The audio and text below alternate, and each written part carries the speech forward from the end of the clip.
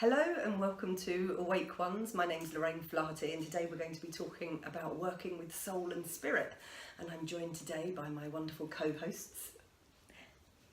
I'm Sally Points at Ash. I'm Alexandra Wenman. And this is the wonderful Jo Rawlinson, who has a multitude of different talents and skills that she's going to be sharing with us. Many I have a deep affinity with because she works with hypnosis and or hypnotherapy and as a medium and as a healer. Yes. Yes, and I'm sure there's loads more besides. Yeah, none of us have anything in common with you. We don't resonate that at all. A bit of speaking, a bit of coaching. Yeah. So it's wonderful to have you here. So thank you for inviting me. Oh no, you're so welcome. So talk to us a little bit about your journey. Yeah. And because obviously we're here to talk about being awake. So what started it for you, and how did you end up? Yeah, at this place? yeah, going back some years.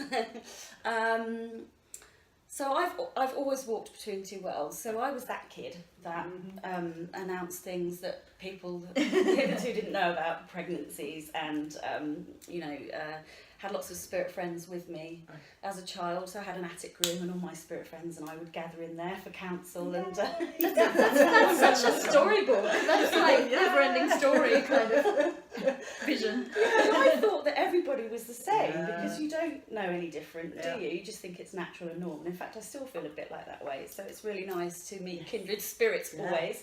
And so, my mum was forever leading people out of the room because, there were people there in the night time and things and, wanting to talk and things. And so I remember when I was 5 at school and, I said to my teacher, don't worry about your dog being run over, it'll be fine, it's just going to have a sore leg. And when she came in tears a few days later, and after the class she said, can I talk to you, stay after class please, Joanne? And I burst into tears because I thought that I'd actually caused what happened, but she did explain to me, some people are able to see and experience more things, and so thank God she was open in that way. So really that's kind of how I am, but then going forward, and I was always communing with plants and trees. I used to spend hours, my nan always used to say, where Jo will be, she'll be hanging from a tree somewhere. This sense of everything being connected and communicating, and all of us sentient beings, all interconnected. But going forward, so I always used to say to my mum, I've come from another planet, I don't feel I fit in here, and are you my family? Terrible, isn't it? She'd say, who are you? No, we are definitely, kith and kin, we are related. But I was very close to my older brother, so we were very similar in that way. And going forwards to about the age of 17, so my brother was a DJ, and he worked on The Voice of Peace for a stint in Israel. He was a great humanitarian and was a DJ, hospital radio DJ and things. Right. And he and I had this real closeness, but he was killed in a car accident when he was 19 and I was 17. But with great tragedy, there's often, great opportunity for spiritual development, and he actually opened a door to me, and he, we used to have certain songs that we played and, lots of different references like that, but when that happened, in the week of his passing, I had a dream where I was communicating with him, and he was putting his arm around me in the usual way and saying to me, I'm fine since I came here, and, you're doing really well, I'm really proud of you, and, observing things that had happened since. And when I asked him, well, where are we? Where is this? I suddenly was on the ceiling looking down at my body, and then I was a bit of a bump in my body, and, it was 4 a.m, and I thought, okay, didn't tell a soul. There was a lot going on. There was a lot going on at that time, with funeral and things, and coincidentally, as these things occur, my dad's secretary invited him along to see Doris Stokes. I don't know if you know Doris Stokes. I know Doris Stokes. Yeah. And she was a stage medium, wasn't she? Yeah, I mean, Doris Stokes was sort of the grande dame of mediumship at the time, and she's really influenced the mediumship interest in that way. But she filled Sydney Opera House, didn't she? She was so phenomenal. yeah, so it's complete coincidence, that not being his world. Or not. Or was Yes, it? yes. Coincidence, yeah, exactly. How these things happen. Yeah. And so he went along to a platform demo that she was doing with his secretary, just, you know, not expecting anything really. And she came onto the platform and said, "Who's Joe Rawlinson?" So of course his hand shot up. Yeah, and she started to talk, and then she stopped and said, "Look, come and see me backstage afterwards." And he went, and, you know, she said, "I sensed there was something tragic here, and obviously I have to keep the vibration high when people are coming through." So they had a bit of a chat, and she said, "Why don't you come and see me privately?" Which my parents did, and she said to them, "Your daughter has been communicating with your son," and she did a phenomenal reading for them. They came back absolutely so comforted and so, yeah, kind of... And able to understand you more where you were at, I suppose. Yeah, after that was the start of, that journey. And, you know, it was a great comfort for me at the time, because actually at the funeral I felt that he was with me and talking to me and wasn't actually there in the box, so to speak. I mean, obviously after that, you know, that's the connection, and I instinctively understood that there was more, and then I wanted to find out more, so that kind of propelled me to find out more. And how old were you at that 17. point? 17. Yeah. So then there is obviously, awakening isn't always pretty, is it? No, not in my I experience. didn't think it ever did.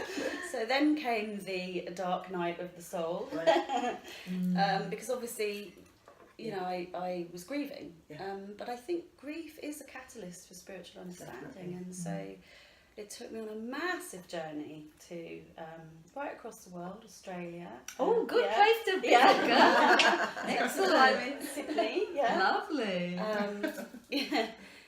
Hawaii, and through the east I came back through Indonesia, and spent some time in Thailand in a monastery meditating with monks.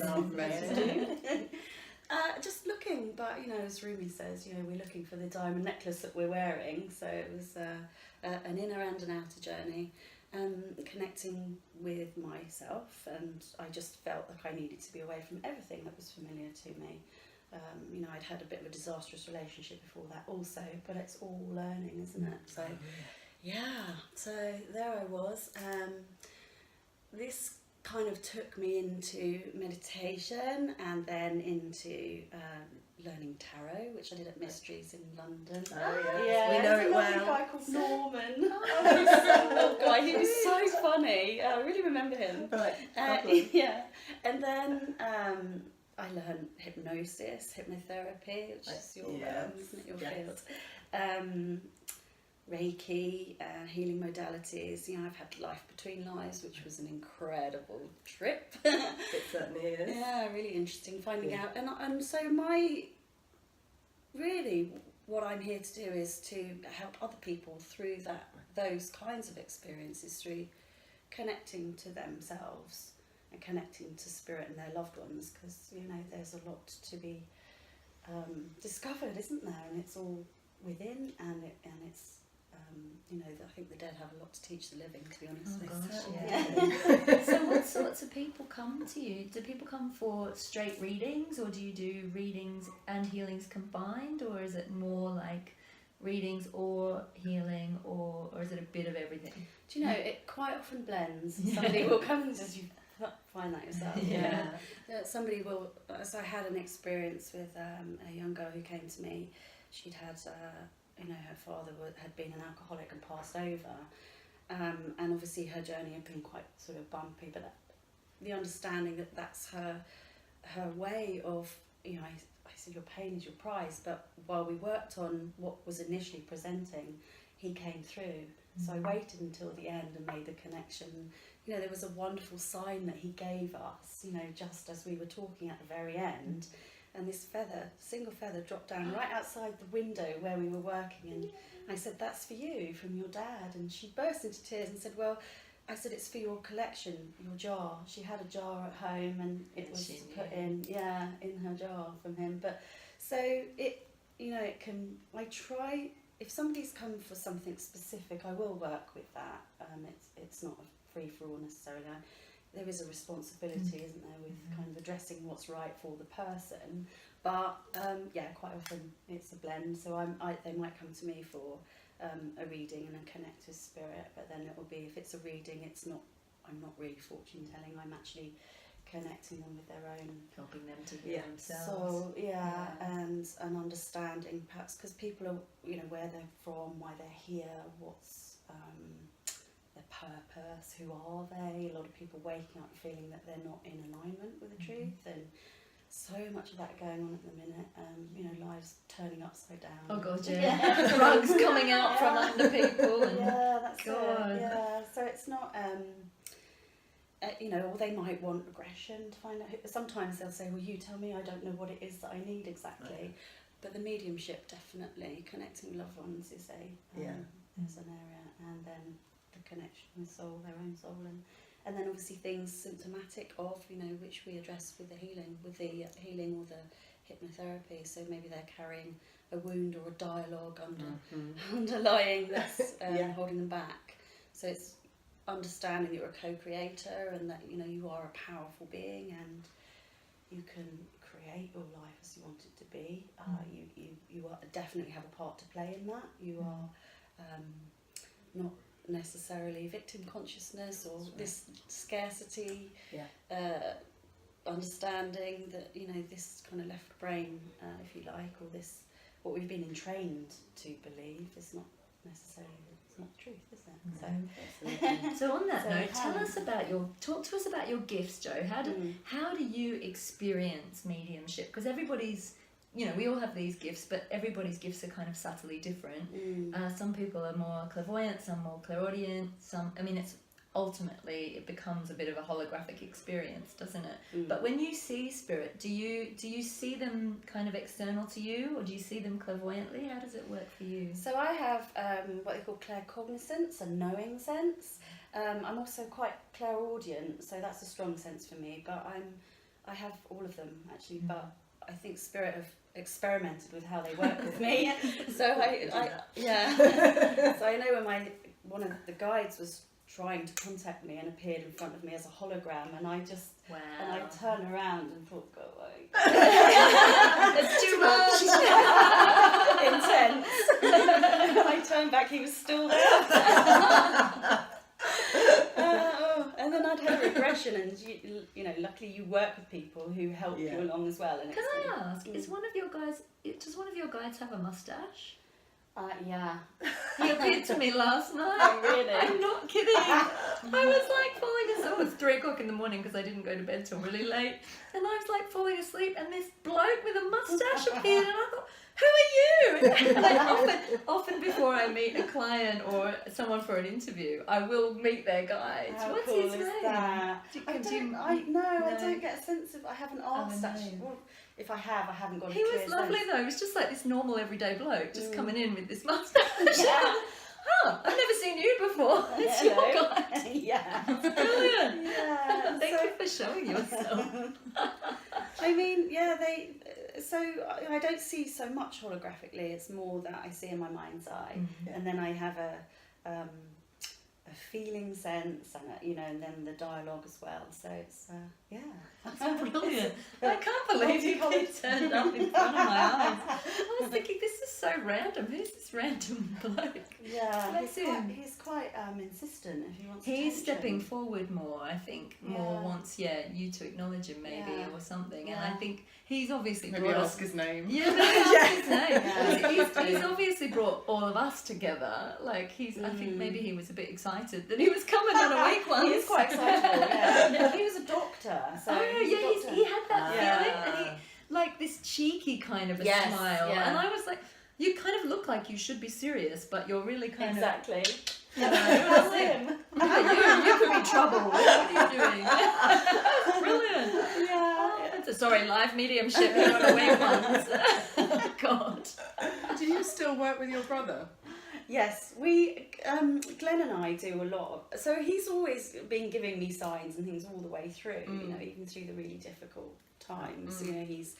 and some incredible things have happened. But he and I work together to bring signs forward for my mum, because we find that really nice thing to do. But I feel that he's a messenger who comes in, who actually reports back and forth. I don't think he's a guide completely per se. You know, he's.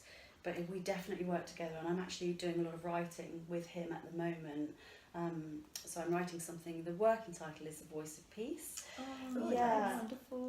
you know, there are things like, you know, I've done a lot of training and things with Tony Stockwell, Mavis Patilla, and the Arthur Finley, and things like that, and College of Psychic Studies. And you work with people, and it's great fun, isn't it? And I know that we did a workshop with Tony Stockwell not so long ago, and there was somebody that I worked with who said to me right at the end of the reading, "I'm being shown a ladybird for you." I said, "Okay, fine," couldn't place it, but I said, "Okay, great, thanks," you know. And she'd been working with my brother, and of course when I got home, she was the only email address that I took actually from that weekend, but when I got home, there was a ladybird crawling up the light stand, you know, next to my bed. So I sent her a message, and she said, "Oh yeah, okay, that's your ladybird." And then when I was at the Arthur Findlay a few months later, I opened my laptop first night in my room, and this ladybird crawled across the screen. No way. Yeah, you know, it's. I think when you're living in that way, magic and synchronicity is just normal, isn't it? Yes, Like you just every live day. by the signs, don't you? Yeah, and I would just love everybody to be having that experience and to understand how powerful they are in their own selves. There are lots of stories of things, you know. My son dropped his car keys down a grid. Don't ask. So random, isn't it? I was like, "How did you manage that?" I've done that. Yeah, we've been there. Really? I did it with my plate when I was a child. I had a brace thing straight down the stormwater. Teacher fished it out, but I didn't kind of want to put it back in. Well, we both asked Glenn for a bit of divine assistance. I was walking the dog, and he was, bless him, fishing around with all kinds of poles and things trying to get his key out. And I was in the forest with my dog, suddenly saw Glenn in a big flash of light in front of me. Wow. And just got the sense, and I just felt so powerful in that moment. It was incredible. And you know, he said, "I'll help you." And at the same moment, because of the timing of the walk, we kind of knew it was the same moment. When I got home, my son was standing on the doorstep with a big grin on his face, and he said, "You'll never guess what happened." He said, "I went upstairs and I asked Glenn, and I looked in the mirror, and he said, and I just got this flash of feeling, some heightened feeling. I went outside and I was standing by the drain, and this bloke came past and said, 'Oh, what you need is a really powerful magnet. I've got one.'" Happened to have this huge magnet. Oh, Yeah, yeah, just happened happened to. And, you know, just no human angels walking around on the planet, are there? Because people are always walking around with huge heavy magnets, powerful magnets. So Amazing. So I like to do things, you know, like ask Glenn for a sign for Mum, that's something that she can. Yeah. And the latest one was when she's a yoga teacher, and she was in Crete doing a retreat, and I got a call from her. I think it was a ridiculous time. It must have been 6 for them or 4 for me. And my iPad went off my phone went off, and they all go off at once. I answered, "Mum?" You know, I think something's obviously happened. She said, "Joe, why are you calling me?" I said, "I'm not. You're calling me." And then the line went dead. And then she obviously rang me back and we spoke. And I said, "Well, I did ask Glenn for a little, so sorry about that." And you go, "Next time, could you make it 8 o'clock in the morning?" Thanks for the sign. Later next No panic stations. Yeah, and all there's special 2 songs that I really used to ask him to play all the time when I'd go into his, because our house there was a lot of psychic activity in our house at the time. I used to go into his room late at night, so there's certain 2 tracks in particular that I really loved for him to play. One of them was a Hall & Oates song, and it comes on in the most random places, Chinese takeaway, or you know, or I'll see a number plate with GL4N. You know, I just think, yeah, he's there. I mean, he's always there. So Always around. They do have a way of letting you know, don't they? I remember years ago for Christmas, I bought my dad one of those mugs that plays music. You know, when you lift it up or do stuff with it, and it plays "Always Look on the Bright Side of Life." And you know, my dad can be a little bit you know, he has his moments where he can be a little bit grumpy. So I bought this for him as a reminder to always be in a good place. And so it was very funny. Anyway, it was put in the back of the cupboard because it was driving them mad. Because every time they picked it up, it would go off, and it just went on and on and on. So they stuck it right in the back of the cupboard so it wouldn't be disturbed. It's not going to get moved by anything. It's not in a place where there's cups they use. The cups they use come out of another cupboard.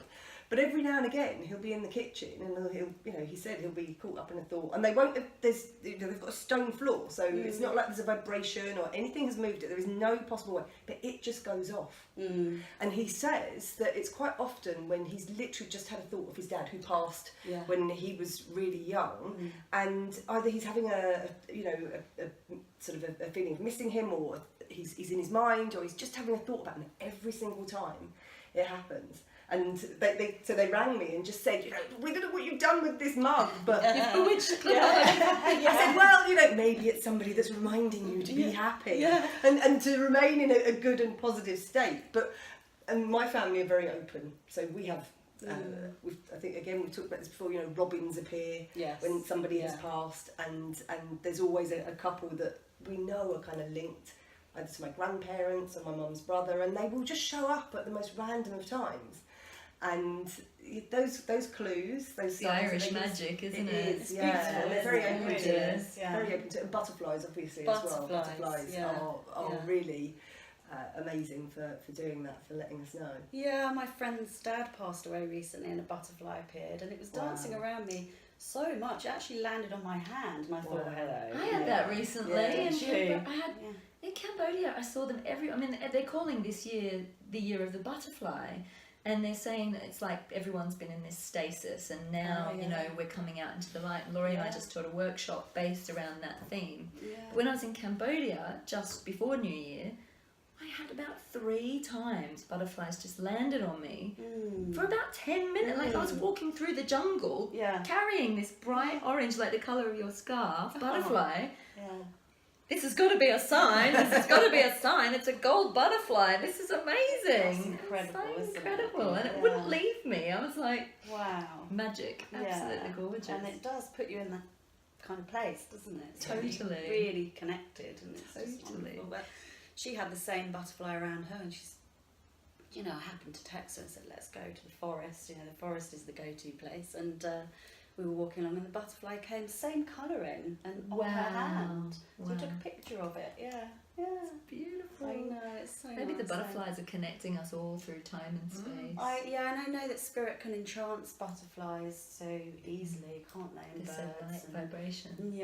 And so it's a good way, a bit like the astral travel. It's an easy way for them to come and meet in our dream state, which is, you're in a state of non-resistance. And so for people who are grieving and their vibration might be a bit more difficult, you need a little bit more confirmation, don't you? And your energy is kind of blocking that in a way. It's a shame to say you'll block it. I would never say that to somebody, but it's just a heavier emotion. And so it's a really good way for them to first make their presence known. And I've noticed more that working with people spontaneously, they will see spirit at the same time that I am, and so I can incorporate the trance hypnotherapy, and you can see what they're seeing. That's brilliant. With bringing spirit to life for them, so it's a different kind of experience. They are actually experiencing it themselves. There's a lot of trust involved there, isn't there? Absolutely. But that's the thing, because I remember doing my training at the College of Psychic Studies, and the trance state that you access to communicate with the other side is almost identical to the hypnosis state. Some of the techniques are a little bit different, but the state itself that you experience. And I really think that when you're in that place, when you're in hypnosis or trance, that the veil between the different worlds is thinner. It's much thinner, and so you can get access. And so oftentimes people will, at the end of a session, when the work has been done, whether it's a regression or whatever you're doing, sometimes loved ones will just spontaneously pop in, and even animals. So I had a client a few years ago, and she'd lost her dog, and she was really sad about it. And we were actually working on something to do with her family, her issues with her father and stuff. And at the end of the session, she said, "Oh, my dog's just appeared," and she was in her safe place, and the dog just came in and was running around, and I could feel the energy, and this dog was just so excited. And I thought, oh, well, this was a new one on me for an animal turning up. And I thought, well, you know, communication in that realm is pretty telepathic. So I said, has the dog got a message for you? Yeah. I might be pushing it a little bit here. But he did. Yeah. I mean, this dog just had so much to tell her. Oh. And it was amazing because she'd felt as though they could talk to each other when they were alive, but obviously she thought she was making it up. This is it, isn't it? But when she came back, she said it was the same voice. It Oh. was the same voice. So it completely confirmed for her Yeah. that all the things that she thought she'd made up about what Oh, this dog really had been happened. saying to her Yeah, when he was alive were absolutely real. So it's amazing when that happens. It's wonderful, isn't it? And the animals have the way they communicate. I mean, it's new for me as well. It's Yeah. happened to me recently in that, you know, somebody came for a reading and she was very upset because her dog had just passed. She said, you know, is there anything from the dog? And I thought, well, I'll ask. You know, you're in the state. of Exactly. doing Don't it. ask, don't get. Yeah, and through he came with a wonderful message, and so I've done a couple more for friends, just bringing Yeah. their animals through, and they're such great communicators, and they actually have a voice which surprised me. My dogs yeah. always show up at Do readings. they? Yeah, It's always. wonderful, isn't it? Yeah. But you know, that's reality is not what we apportion through the limited five senses. Isn't Not it? at all. Reality is and love is the language. The isn't ticket, it? isn't Yeah. it? Yeah. I get a lot through my dream state, and when I first started waking up to mainly to my mediumship, I suppose, I would get visited in my sleep, and I always think, oh, that's a dream, but I knew there was something very different about this kind of a dream. Yes, feeling. And so isn't the it? dream state, it's a lot about trusting it. And to me, no matter what gifts you have, everything starts with your feelings, doesn't it? So because we're sentient beings, so if you can feel that something is different, or you feel that something is, you know, not just a coincidence, then it's usually right. And so I used to get lots of different dream states, and I also would find myself astral traveling and doing this weird thing where I would step into other people's lives, and I am that other person, and I'd be doing all sorts of weird stuff, like rescuing that person by being them and making decisions Oh, wow. that they needed to make at that Yeah, time. yeah. And I didn't know what I was doing, and when that ship ran aground off the coast of Italy, Yeah. I was there. I was a man. I had this dream. I was this huge man. I had no shirt on, and I was in I just jumped out of bed. I was pulling people off this ship, and I came to my senses in the dream, realizing I was Al, but I was simultaneously this man. And then I looked over, and there was another man. We were like chest high in really rough sea at Wow. night, and I knew I was speaking a foreign language. And the man over to my right was my mother. My mum is really psychic as well, and it was her soul energy, but as another man. And I came to, and I went, how are we able to do this? As in, how are we able to step into somebody else's life and do this? And she went, she went, we just do what needs to be done. Wow. The next day on the news, that Costa Concordia had run aground, Yeah. and I was there. And I've had several other situations like that. Didn't know it was possible. And then I read a book by Joan Grant, which was a past life that she'd had in Egypt, and it's called Winged Pharaoh. And she talks about going into dream state and doing the same thing, like stepping into other people's lives and kind of healing and rescuing. But you've just had a reawakening of your dreams, haven't you, honey? I What's been have. going on with your dreams? So when I was about 11 or 12, I used to have this woman come and sit on the end of my bed. And I'd always wake up and the cat would be on my feet. So logical brain said, well, it's the weight of the cat, my overactive imagination, as it always got labelled. This woman isn't there. But she was so terrifying that I shut down my dreams at that point. That's the last dream I can remember, and I was sort of 11 or 12. So I didn't dream until we did some work with the aim of, well, why am I not dreaming? There must be a block there. And Al sort of had a dig around, Had a rummage. had a rummage. Through the subsea. Yeah. And you know, it turned out that the person that was on the end of my bed, she was my grandmother, not my close grandmother, a grandmother that I didn't connect with in this life, but it was her from a previous life at the same time that she was here in this life. And she was there purely to torment very bitter, very, they were, her and my mother from previous lives, they were caught up in a circle that they just couldn't break. And the reason that I was there was because I was able to break it. There's no soul connection with them. That's quite evident from this lifetime, but we broke that, we healed it, we did the work, and not that night, but every night since, I've had the most mental dreams. I was saying to Andrew yesterday, processing. I was just covering up a murder outside a porter cabin. He's like, what are you talking about? So I think because, and I said, well, one porter cabin was from when I was... Maybe I hadn't stepped into somebody else's life with that one, girl. No, but one porter cabin was from when I was at school, maybe 14 years old. Another one was from when I was at college, when I was 17-ish. And it's almost like bits of my dreams are all coming back as a bit of a mashup. Because I'm getting bits from life and then I'm getting imagination stuff. But I'm really looking forward to going to bed these days. Awesome. Because I'm dreaming, and you know, to not dream for 25 years is pretty bleak. Try this.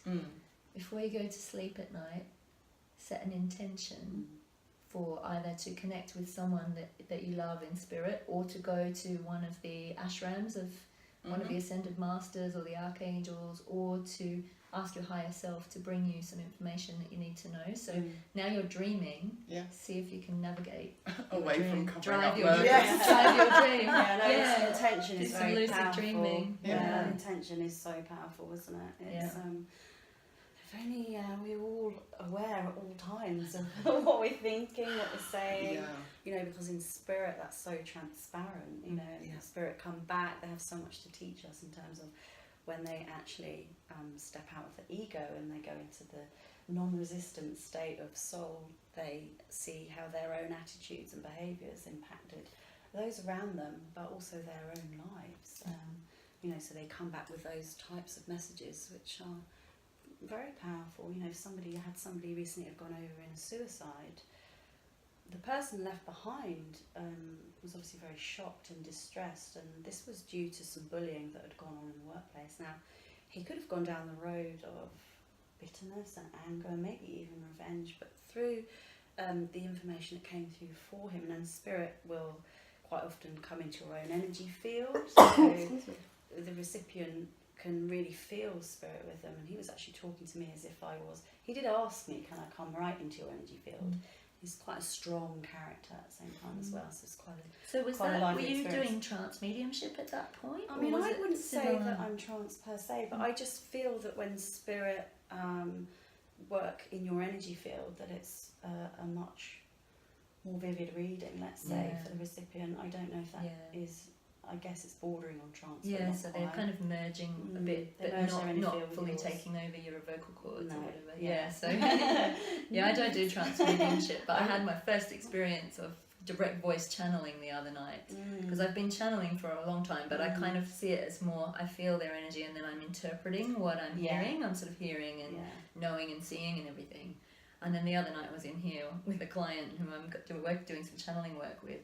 And oh my god, the energy was so powerful, and the voices, because it was a group of a group of Egyptian gods and goddesses collective, and oh my god, my voice completely changed, and I was really deep in it, and my eyes were shut, and my hands were doing stuff, and it was really amazing. It is quite an experience, isn't it? It has happened a few times. And that particular evening, I don't know, I found it very hard to go to sleep afterwards, because I did really feel the intensity of the energy, and it did stay for a while. So I mean, I've witnessed quite a bit of trance mediumship with Tony Stockwell.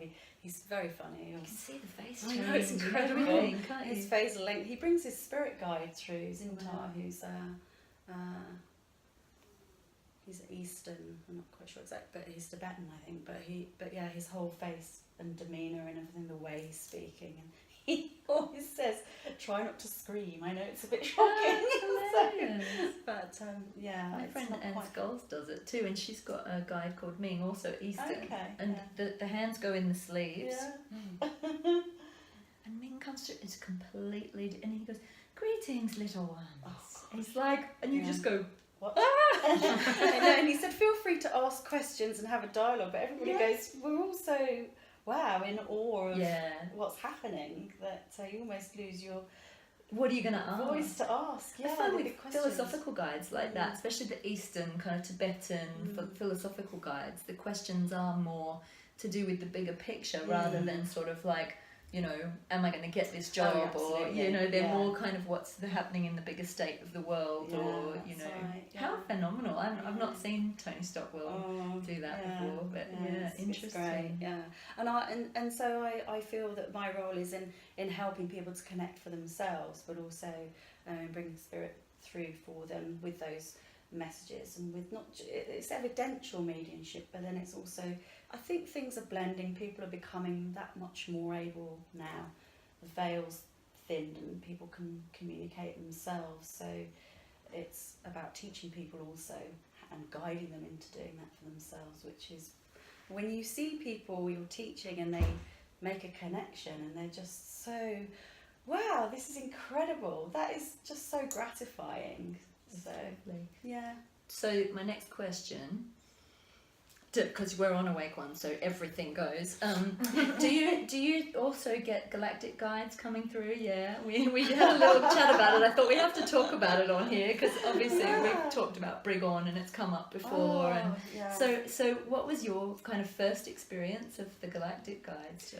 I mean, I've been aware of sort of fairies and, you know, other beings since childhood, so, and spirits and trees and things like that. But this was before, I must have connected with the mountain, but just before I went to Mount Shasta, and I was in Shavasana just at the very end, and this blue being popped into the side and was looking at me with such immense love and interest that it kind of, wow, I mean, it was wonderful.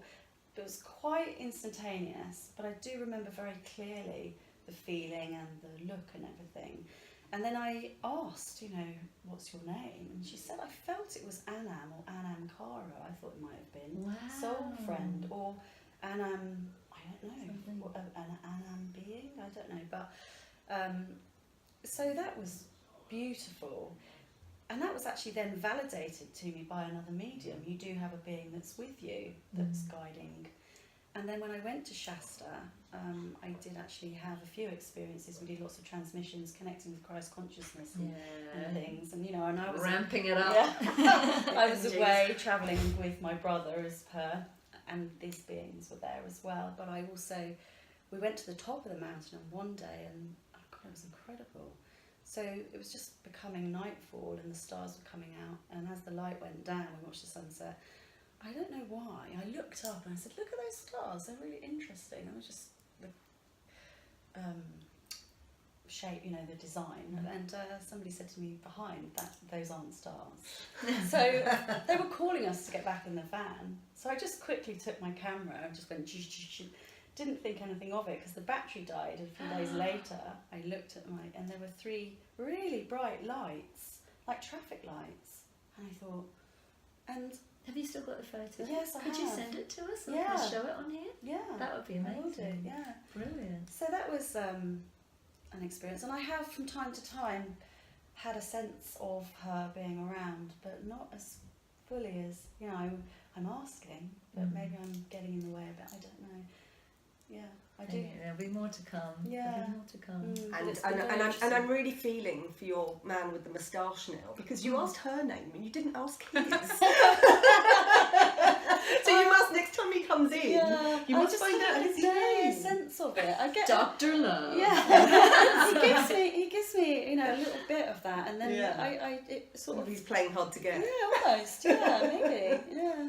But there were 3, and then they change. It depends who you work with, also, doesn't it? Yeah, so absolutely. At different times. I mean, I really connected with the Native American Indian. And since then, you know, while we were there, we went to lots of the sacred sites, and I did really connect with the energy. And a big guy came towards me, an Indian chief, who gave me information. He's been around ever since as well, which is lovely. But I quite often, this probably happens to you as well, when you look at people and you see them in another outfit, in another incarnation. Yeah, you do. It's like separate. Bring yourself back to get yourself into trouble, can't you? I've got a new guide.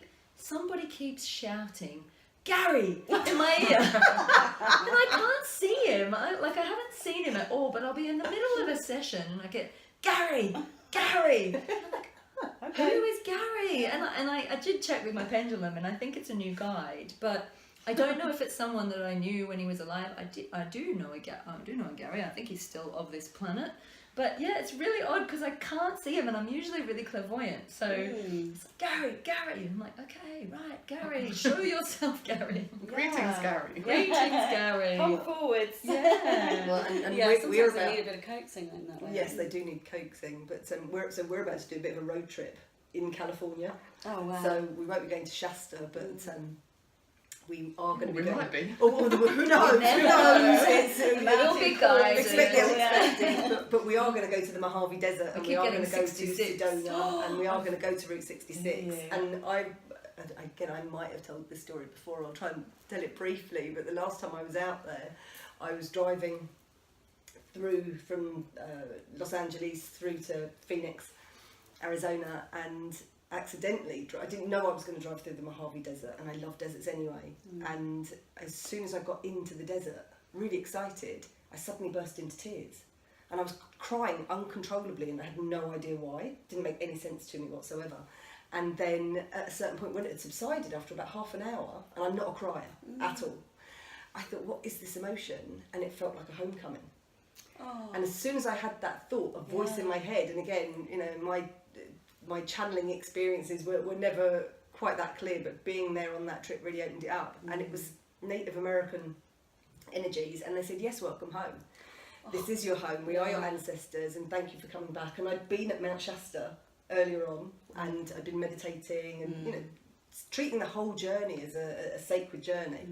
And so they were really pleased about that, and they just chatted with me for the whole. It took about 6 hours through the desert, and they were there Nice, with me a for bit the of company. whole time, just chatting away. Yeah. And at the point at which I thought, this is my imagination, they went, no, you will know that it is not your Bring it to imagination you. when there isn't any pauses in the conversation. And it just went on and was string apart, and there was And it's okay. so loving, and it's my darling dear ones. Yeah. And I thought, okay, that's not me, because I can talk. I mean, I can really, really talk, but I can't talk without pauses, and I can't talk without thinking about what I'm going to say next.